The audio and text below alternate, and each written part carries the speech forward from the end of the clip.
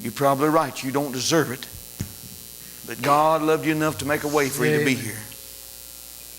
Yes. I could ask all these men and women tonight that used to be in alcohol, how many of them are thankful they got home, got another chance.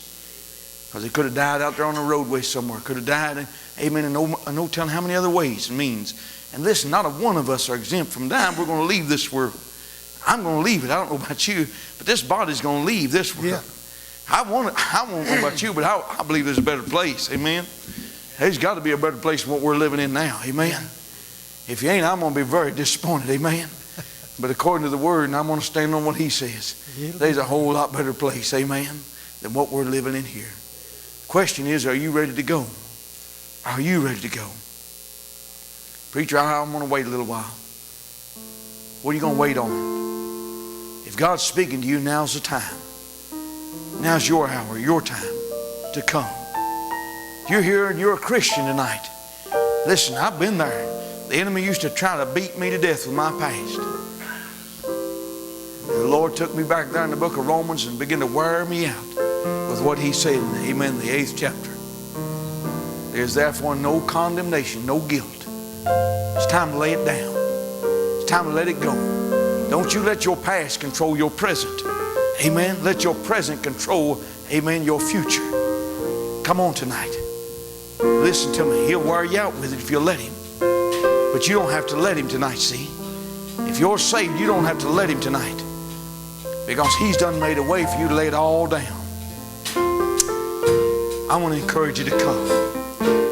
Who can be saved? Him that believeth. All things are possible. Listen to that very carefully. Isn't that so powerful? To him that believeth, all things are possible. It's possible to have healing. When you get to the place, you can receive it. Amen. And if it's not in this life, it's going to come. Amen. Whew, that's what I like about the Lord. He ain't slack concerning His promises. It's going to happen. Amen. I'll tell you tonight, I believe that it's going to happen.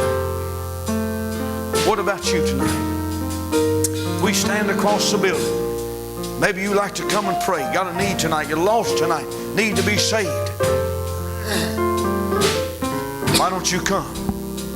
Maybe you're here tonight. Amen. You've drifted away a little bit. You know, I'm not where I need to be, and I need to get back in the right shape, in the right condition. Why don't you come? Maybe you're one of those that's dragging around that old suitcase behind you. The enemy's always got you looking over your shoulder, looking back at what you used to do and how you used to be. I want to encourage you tonight and tell him, I'm done with that stuff. I'm done with that. Jesus saved me from that stuff, and I'm moving on. I'm moving on. Get the hint, Satan. Get behind me. Amen. I'm pressing forward. Amen. That's what Paul said. I press toward the mark of the high calling. That means there was always a resistance in front of Paul, but Paul knew it was still going to be worth the press. Amen. It was still going to be worth the fight. Amen. To hear Jesus say, well done, thou good and faithful. Amen. You've been faithful over a few things.